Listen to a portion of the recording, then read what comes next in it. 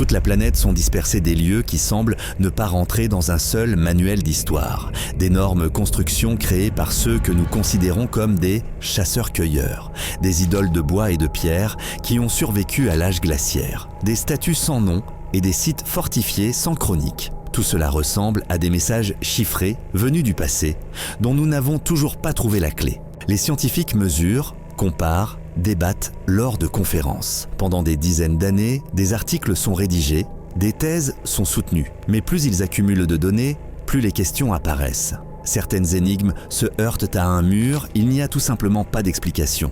Ou bien, pour l'instant, elles ne nous plaisent pas. Aujourd'hui, nous allons partir en voyage. Non pas dans les légendes, ni dans les contes, mais à travers de véritables découvertes archéologiques. Tout ce qui sera montré à l'écran ne sera que des illustrations. Elles aideront à imaginer l'ampleur des choses, mais l'essentiel ici, ce sont les histoires. Vous pouvez écouter cette vidéo en fond sonore, avant de dormir, ou simplement vous installer confortablement le soir lorsque vos affaires sont terminées.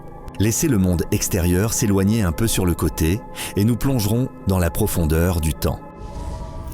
Et nous commencerons là où personne ne s'attendait à voir de l'art monumental, ni en Égypte, ni en Mésopotamie, mais dans les marécages de Sibérie, avec une figure de bois qui nous regarde à travers 12 000 ans.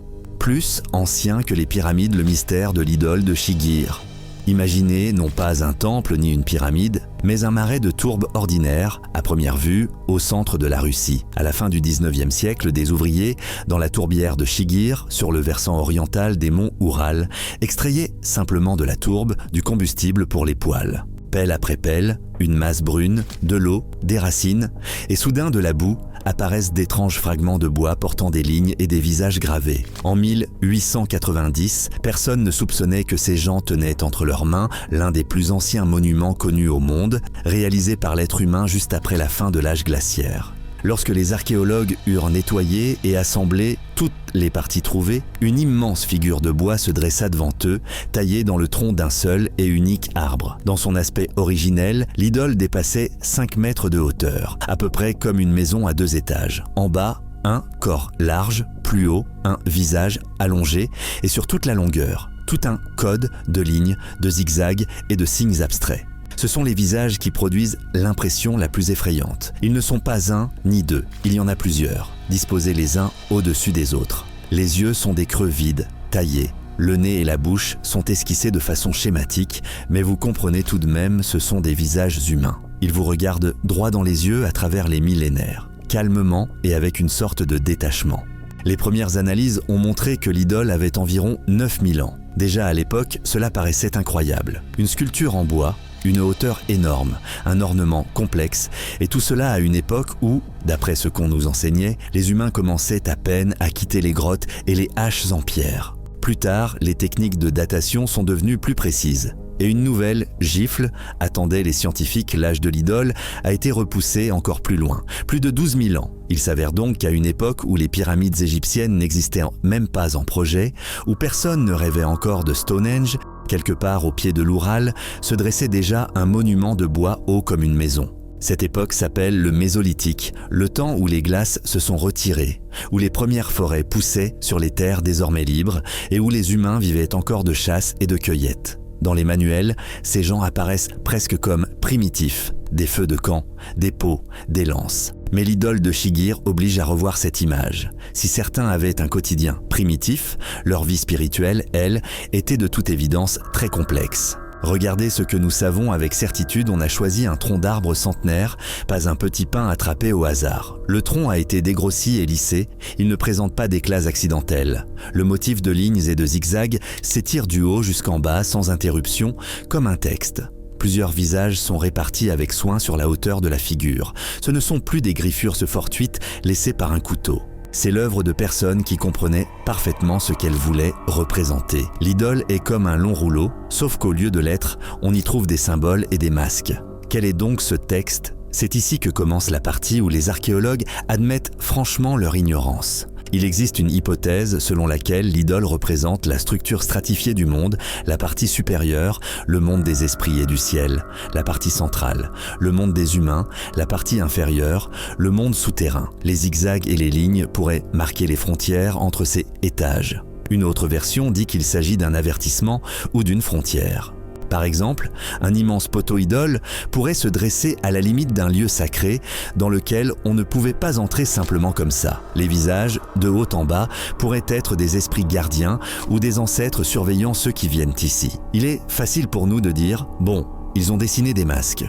Pour ces gens-là, c'était peut-être le centre de leur monde, le point où se rejoignaient la chasse, les rituels, les représentations de la mort et de ce qui vient après. Le simple fait qu'une communauté de chasseurs-cueilleurs ait investi des forces gigantesques dans une figure pareille en dit déjà long. Il a fallu trouver un arbre approprié, l'abattre avec des haches de pierre, le travailler, graver pendant des semaines le motif, traîner et dresser ce poteau de plusieurs mètres. Personne ne se serait mis à faire cela simplement par désœuvrement. C'est toujours le prix à payer pour quelque chose de très important, pour un mythe, pour un rituel, pour une croyance commune. Un autre mystère, à part, est de savoir comment l'idole est parvenue jusqu'à nous. Le bois est un matériau capricieux, il pourrit, brûle, se dégrade en quelques décennies. L'idole de Shigir a eu de la chance, soit on l'a cachée, exprès dans le marécage comme un objet sacrificiel, soit elle est simplement tombée avec le temps dans la tourbe. Là, dans un milieu froid et privé d'oxygène, le bois s'est comme conservé. Les bactéries n'ont pas pu le dévorer et la figure est restée plus de 10 000 ans jusqu'à ce que, de nouveau, des humains la retirent de terre. Aujourd'hui, l'idole est reconstituée à partir de fragments et une partie d'elle est encore conservée dans un musée. Mais si l'on met de côté les vitrines, les datations et les articles académiques, il reste un fait simple à l'aube de l'histoire humaine. Quelqu'un savait déjà créer d'immenses objets symboliques et y investir des idées et des histoires. Nous ne savons pas lesquelles exactement. Nous ne comprenons pas la langue de ces lignes. Mais il est évident qu'il ne s'agit pas d'un ensemble aléatoire de dessins, mais d'un système complexe dont nous avons perdu le sens. Les yeux de l'idole, taillés il y a des milliers d'années, nous regardent encore aujourd'hui et se taisent. Ce ne sont toutefois pas les seuls témoins muets de cette époque. Un peu plus au sud, plus près des plaines chaudes du Proche-Orient, les gens de la même période ont décidé d'aller encore plus loin. Ils se sont mis à créer de véritables familles de figures en plâtre, en prévoyant dès le départ de les enterrer sous le sol. Les gens en plâtre d'Aouy-en Ghazal, des statues créées pour être cachées. À la périphérie de l'actuel Amman, capitale de la Jordanie, il existe un endroit qui s'appelait autrefois Ain Ghazal, la source de la gazelle. Aujourd'hui, ce n'est qu'une succession de collines et de rues, mais il y a plusieurs milliers d'années s'y trouvait l'un des plus grands villages des premiers agriculteurs de tout le Proche-Orient. Bien avant les pyramides égyptiennes, bien avant l'écriture et les dynasties royales, sur la berge d'un petit cours d'eau, les gens construisaient des maisons rectangulaires en briques crues, lissaient les sols avec un enduit de chaux, semèrent des céréales, élevaient des chèvres et des moutons. Ce n'était déjà plus un campement de chasseurs, mais une véritable proto-ville, plusieurs milliers de personnes, des constructions serrées, des artisanats, des rituels communs. Dans les années 1980, alors qu'on élargissait une route, une pelleteuse a accroché des couches anciennes.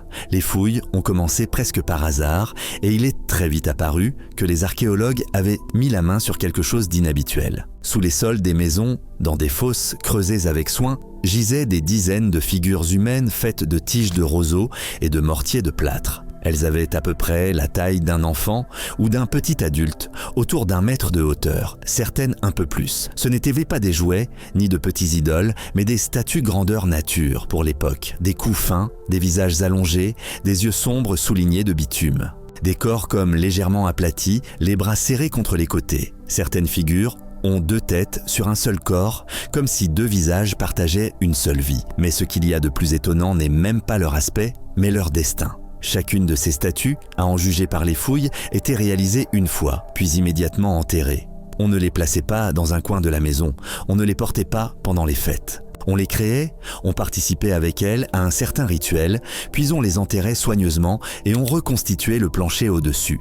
Un tel luxe à usage unique pour un ancien village est une dépense énorme de force et de ressources.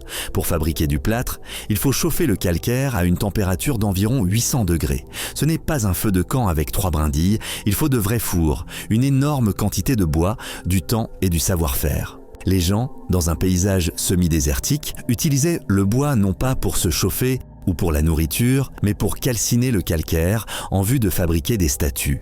À l'intérieur de chaque statue se trouve une armature de tiges de roseau, puis, par-dessus, le plâtre est appliqué couche après couche, les traits du visage, les bras et les jambes sont modelés. On donne de la profondeur aux yeux en utilisant une masse sombre, du bitume. Parfois, on trouve des restes de pigments rouges sur les lèvres. Et tout cela uniquement pour ensuite descendre la statue terminée dans une fosse et la recouvrir de terre. Qui sont-ils pour leur créateur? Là encore, il existe de nombreuses versions. L'une des plus populaires est qu'il s'agit de représentations des ancêtres.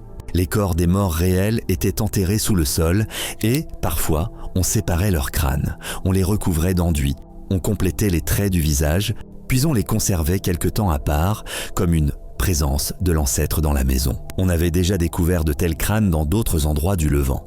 Les statues en plâtre d'Ain Ghazal auraient pu devenir l'étape suivante de cette tradition, non seulement le crâne, mais aussi l'ensemble du corps, même sous une forme schématique. Il est possible que, pendant certains rituels particuliers, ces gens de plâtre aient représenté des lignées entières, des protecteurs, des fondateurs de familles, puis on les renvoyait à la terre, comme pour refermer le cercle. Une autre version suppose qu'il s'agit de divinités ou d'esprits protecteurs. Non pas des personnes concrètes, mais des symboles, la fertilité, la pluie, la réussite des récoltes. Les figures à deux têtes sont particulièrement intrigantes, deux visages sur un même corps. On peut y voir un symbole de dualité. Vie et mort, ciel et terre, passé et futur. Toutes les hypothèses ont un point commun, l'ampleur et l'intention.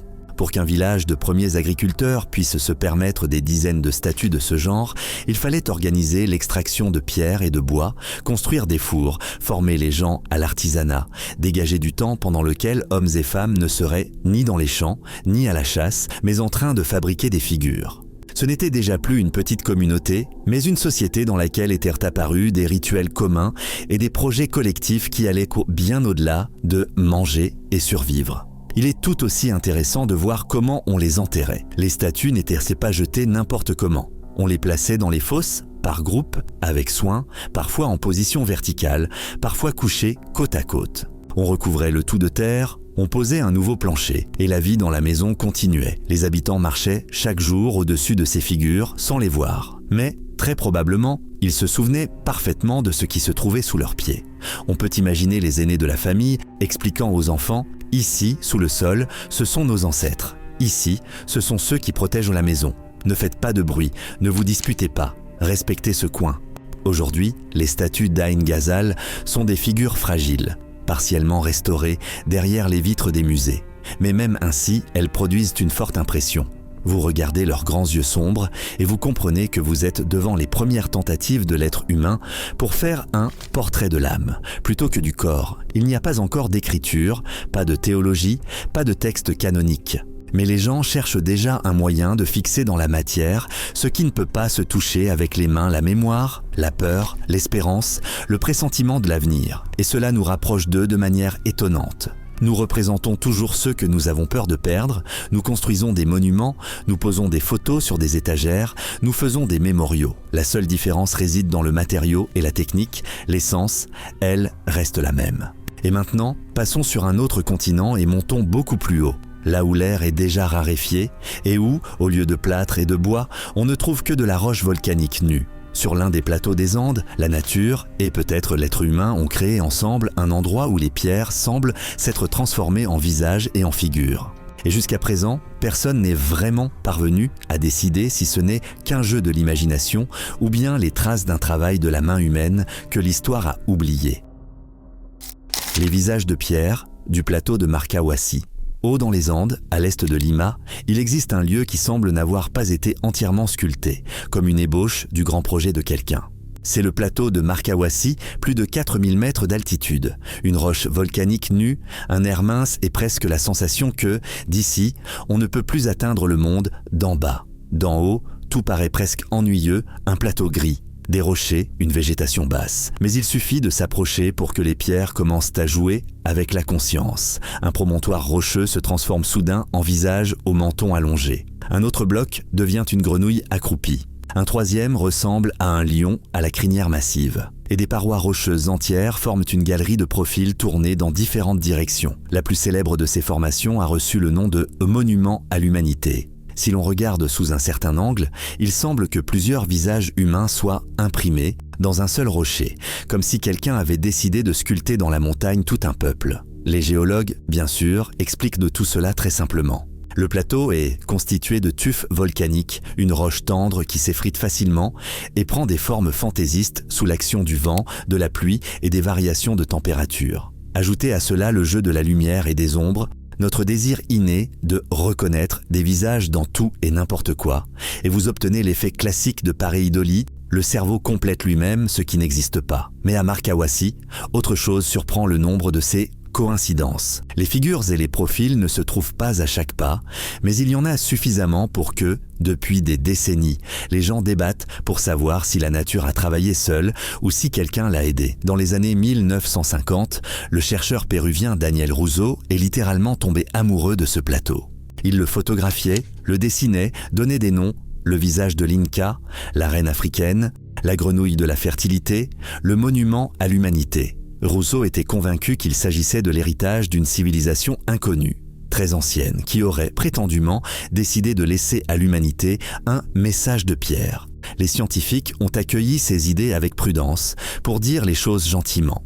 Mais les photographies elles-mêmes se sont répandues dans le monde entier, et Marcahuasi est devenu un lieu de force pour les amateurs de mystère. Il est important de comprendre qu'il n'y a pas seulement des pierres nues autour. Sur le plateau et à ses marges, on a découvert de véritables vestiges archéologiques, des terrasses en pierre, des ruines de construction, de petites sépultures.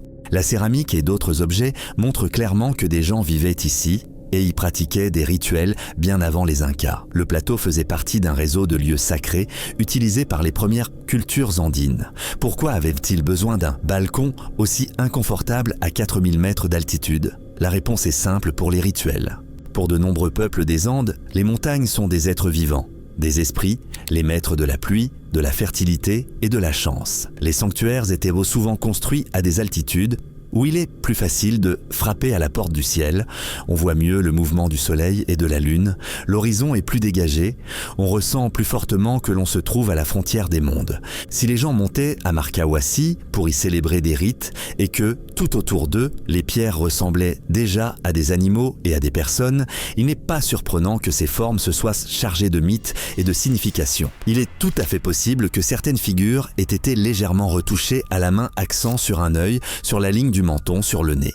Des milliers d'années d'érosion auraient alors suffi à lisser ces détails. Et aujourd'hui, nous ne pouvons plus distinguer là où la nature a agi seule de ce que la main de l'homme a légèrement souligné. C'est là toute l'intrigue principale de Marcahuasi. La géologie explique beaucoup de choses, l'archéologie confirme que des gens ont vécu et prié ici, mais la ligne exacte entre former tout seul et fabriquer ne peut plus être tracée. Pour les habitants des anciens Andes, cette question ne se posait pas du tout. Dans leur vision du monde, une pierre pouvait être à la fois un objet naturel, un esprit vivant, et l'œuvre des mains, des ancêtres ou des dieux. Ce qui importait, ce n'était pas la façon dont elle était apparue, mais son rôle dans le rituel. Aujourd'hui, lorsque les nuages filent rapidement au-dessus du plateau, que les ombres glissent sur les rochers et qu'en quelques minutes le profil du visage redevient un simple bloc de pierre, il est facile de comprendre pourquoi cet endroit a autant frappé les chercheurs et les amateurs de mystique. Marcahuasi est comme un test qui montre à quel point nous voulons voir le passé tel qu'il nous intéresse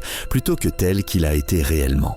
Mais si, sur ce plateau, se joue un débat entre la nature et l'imagination, notre histoire suivante parle de la force de la nature avec laquelle, cette fois, personne ne peut discuter. C'est l'histoire d'un déluge qui a failli balayer de l'histoire l'un des berceaux de l'ancien Égypte. Le déluge à Hiérakonpolis, quand le Nil a cessé de jouer le rôle du bon Dieu. Lorsque l'on dit « Ancien Égypte », on voit immédiatement apparaître dans notre esprit les pyramides, Luxor, Toutankhamon. Mais bien avant cela, il y avait déjà, sur les rives du Nil, des villes qui n'avaient rien à envier, par leur importance, au futur Thèbes. L'une d'elles est Hiérakonpolis, l'ancien Néken, à environ 100 km au nord d'Assouan. C'était une mégalopole de son temps. Le village s'était développé à partir d'un petit hameau des environs le 4e millénaire avant notre ère. Il en est venu, avec le temps, à occuper plus de 100 hectares. Des milliers de personnes y vivaient. On y brassait de la bière dans d'immenses brasseries, on y cuisait de la céramique, on y fabriquait des bijoux, on y enterrait la noblesse dans de grandes nécropoles. Le complexe de temples de Hiérakonpolis, même avant l'unification de l'Égypte, était le plus grand centre religieux de la Haute-Égypte. C'est ici qu'a été découverte la célèbre palette de Narmer, une plaque de pierre avec des reliefs représentant le roi unifiant la Haute et la Basse Égypte. Autrement dit, Hierakonpolis se trouvait au tout début de la formation de l'État égyptien, là où, à partir de communautés dispersées, naissait le pouvoir des pharaons. Imaginez maintenant la ville vit, se développe, construit des maisons selon le schéma habituel, non loin du fleuve. Et à un certain moment, le Nil décide de montrer qu'il est le maître ici. Au cours des fouilles, les archéologues ont remarqué une couche étrange. Entre les niveaux culturels se trouvaient de grosses couches homogènes de limon et d'argile, dans lesquelles on a retrouvé des fragments de murs, de la vaisselle renversée, des fondations déformées, des outils de travail abandonnés comme dans la précipitation. Ce ne sont pas les traces de la crue annuelle ordinaire du Nil. Les Égyptiens savaient parfaitement l'utiliser et la contrôler. On voit ici une catastrophe, l'eau est montée plus haut que d'habitude, plus forte, plus destructrice. Une partie des maisons a été simplement sapée. À certains endroits, les murs se sont inclinés et sont tombés. Ailleurs, les sols se sont retrouvés sous une couche de limon. Dans des ateliers, on a trouvé des fours avec de la vaisselle figée à l'intérieur, à moitié cuite, comme si les artisans avaient tout laissé derrière eux et s'étaient enfuis quand l'eau arrivait déjà par les portes. Aucune chronique écrite de cet événement ne nous est parvenue pour cette époque. C'est un temps d'avant l'écriture. Mais la terre elle-même raconte une histoire tout aussi bien que les scribes le Nil, qui avait donné la vie, est une fois sorti de son lit habituel et, par cette même force, a frappé la ville qui dépendait de lui. Ce qui est intéressant, c'est ce qui s'est produit ensuite. Au-dessus de la couche de limon et de destruction, les archéologues voient de nouvelles constructions. La ville n'a pas été abandonnée, on a commencé à la reconstruire, mais différemment. On a cessé de bâtir les maisons dans les zones les plus basses, et certains quartiers ont été déplacés vers des endroits plus élevés. Les zones sacrées, les temples et les bâtiments importants sont de plus en plus souvent installés sur des hauteurs, hors de portée d'un futur déluge possible. En substance, c'est l'un des premiers exemples dans l'histoire que l'on ait pu documenter de la façon dont une catastrophe naturelle oblige les gens à reconsidérer l'urbanisme. Pour les Égyptiens, l'eau a toujours été le symbole de la vie, mais aussi du chaos. Dans les mythes, le monde naît des eaux primordiales, mais ces mêmes eaux peuvent tout engloutir de nouveau. L'expérience de Hierakonpolis, lorsqu'une nouvelle ville naît du limon et des décombres, s'est très probablement reflétée d'une façon ou d'une autre dans la religion et les rituels. Nous ne saurons jamais à quel point ce déluge précis a été brutal. Combien de personnes sont mortes, combien de familles ont perdu leur maison, mais nous voyons que les gens ne sont pas partis s'installer dans un endroit plus sûr, loin du fleuve. Ils sont restés à proximité. Ils ont simplement appris à vivre avec le risque en se déplaçant un peu plus haut. Ce fragile équilibre entre grâce du fleuve et menace du fleuve deviendra la marque de fabrique de toute la civilisation égyptienne pendant des millénaires. Et tandis que, sur les rives du Nil, les gens reconstruisaient calmement leurs maisons à des milliers de kilomètres de là, d'autres peuples tentèrent d'expliquer un phénomène tout aussi effrayant, un feu qui, un jour, apparut dans le ciel au-dessus de leurs montagnes. Le ciel de feu au-dessus des terres des Chachapoyas. Météores, comètes ou présages. Le nord du Pérou, ce n'est pas seulement le littoral et les déserts, mais aussi des jungles de montagnes où les nuages s'accrochent au sommet et où des villages sont construits directement sur de fines crêtes de montagne. C'est précisément ici que vivaient les Chachapoyas, un peuple que les Espagnols appelleront plus tard les guerriers des nuages. Ils construisaient des forteresses à des altitudes où la tête tourne déjà chez les gens ordinaires. L'une des plus célèbres est Cuélap, d'énormes murs de pierre, des dizaines de maisons rondes, un système complexe de terrasses. Sur des falaises abruptes sont encore accrochés leurs sarcophages de pierre, des figures allongées aux visages humains qui regardent dans le vide. Les Chachapoyas ont longtemps résisté aux Incas, puis, avec eux, se sont heurtés aux Espagnols. Et de cette époque, outre les ruines et les sépultures, nous sont parvenus les écrits de chroniqueurs, dans lesquels ils retranscrivent des légendes locales et des souvenirs. Dans certains de ces textes apparaît une histoire de feu dans le ciel. Non pas celle d'un dieu mythique, mais celle d'un événement que, d'après les habitants, les ancêtres avaient vu. La description varie légèrement selon les versions, mais l'essentiel est semblable dans le ciel et soudain apparut un immense objet de feu. Il a illuminé la nuit comme s'il faisait jour. Il était accompagné de bruits, de grondements. Selon certains récits, il est passé et a disparu derrière les montagnes. Selon d'autres, il aurait chuté, quelque part dans des chaînes montagneuses lointaines. Pour des peuples qui vivaient déjà dans un monde plein d'esprit des montagnes, des forêts et des brumes, un tableau pareil était quelque chose de totalement hors norme. Il n'est pas étonnant que l'événement soit resté gravé dans les mémoires et ait été perçu comme un signe, un avertissement ou un châtiment. Du point de vue de la science moderne, plusieurs explications sont possibles, un gros météore ou un bolide qui a explosé dans l'atmosphère, une comète très brillante, la lueur lointaine d'une grande activité volcanique. La version la plus vraisemblable est celle d'un météore. Même aujourd'hui, alors que nous comprenons la physique du phénomène, des événements comme l'explosion de Tunguska ou le météore de Tcheliabinsk provoquent un choc. Et dans un monde où il n'y avait ni télescope, ni science, ni même de simples cartes, c'était une nouvelle venue du ciel à 100%. Ce qui est important, c'est que les chroniqueurs ont consigné cette histoire non pas comme un mythe sur des dieux anciens, mais comme ce que racontaient les anciens.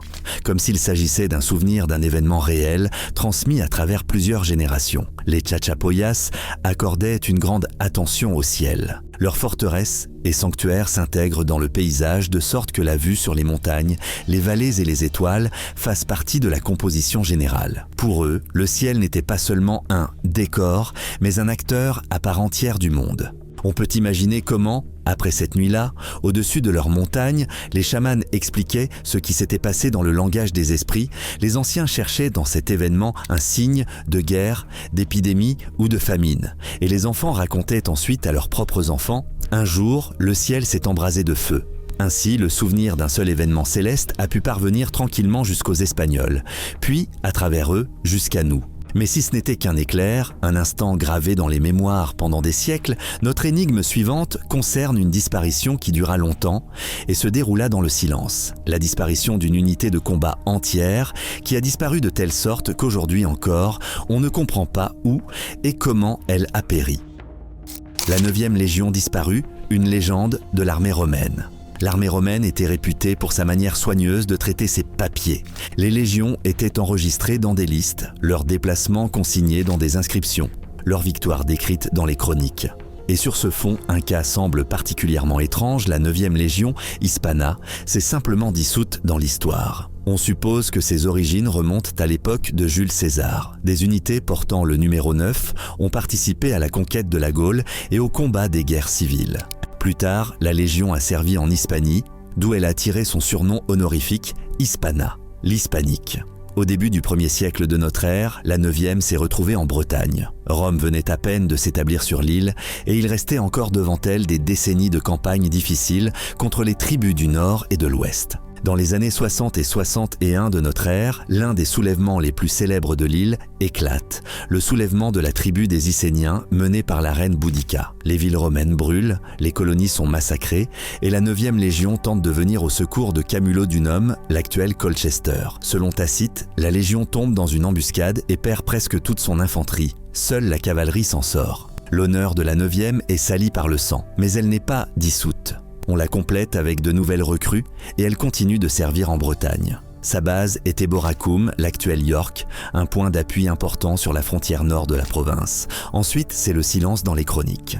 Nous voyons des sceaux de la Légion sur des briques, des inscriptions portant son nom, des témoignages de sa présence. Et, à partir d'environ le début du 2e siècle de notre ère, la trace s'interrompt. Dans les romans et les films est née la version la plus dramatique, la 9e serait partie vers le nord, au-delà de la future ligne du mur d'Adrien, et y aurait été complètement anéantie par les tribus.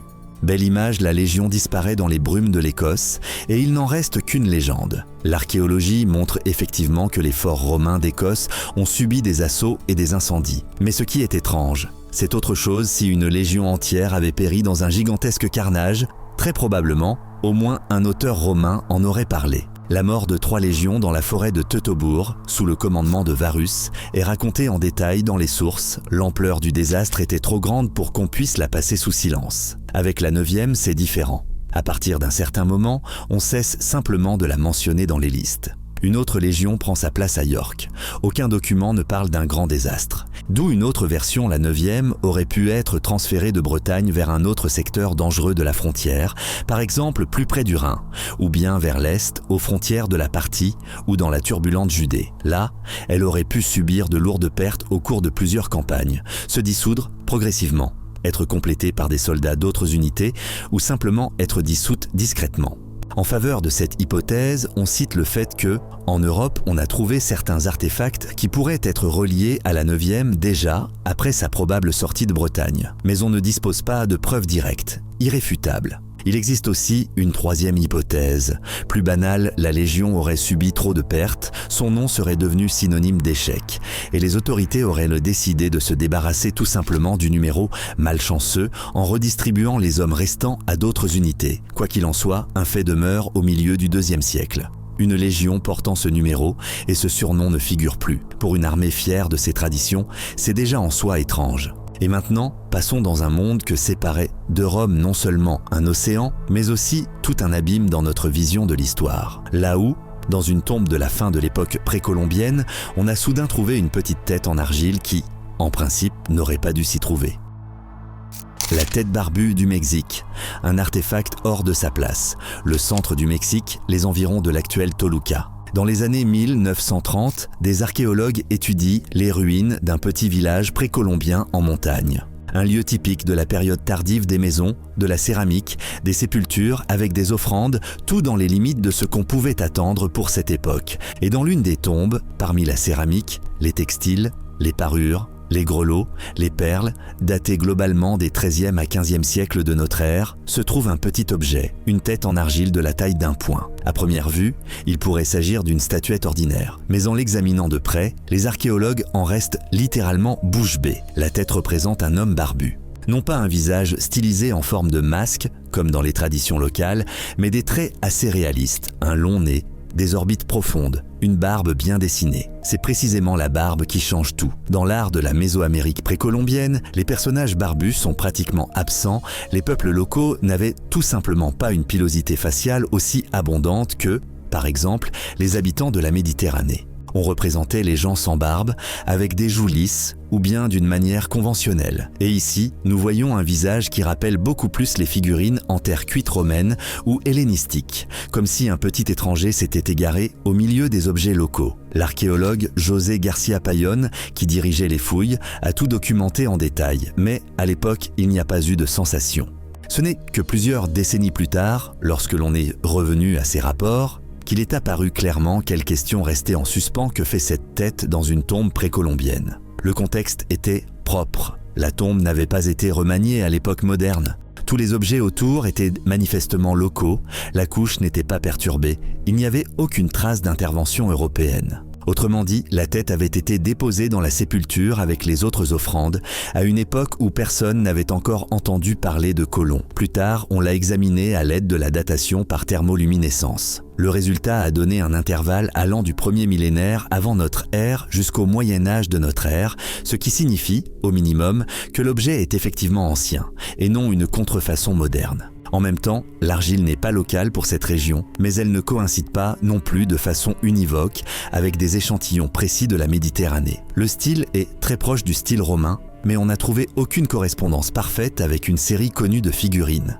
Et c'est là que commencent les choses les plus intéressantes, les différentes versions. Un voyageur accidentel à travers l'océan. Les partisans de cette idée supposent qu'un navire romain ou méditerranéen a pu soit se retrouver en pleine mer et couler, soit voir certains de ces objets emportés très loin par les courants de l'Atlantique. L'un de ces artefacts aurait pu, par quelques miracles, parvenir jusqu'à des marchands mésoaméricains par une chaîne d'échange, puis finir dans une tombe. Il est difficile d'y croire, mais, en théorie, les courants océaniques et le facteur humain produisent parfois des merveilles. Une couche tardive. Les sceptiques avancent que la tête aurait pu être introduite après la colonisation et que, pour une raison quelconque, on n'aurait pas reconnu que le fond de la tombe avait été perturbé. Mais, dans ce cas, se pose encore la question comment un objet européen s'est-il retrouvé aussi profondément et aussi proprement intégré dans une couche ancienne, sans les signes typiques de destruction. Un travail local d'après un modèle étranger.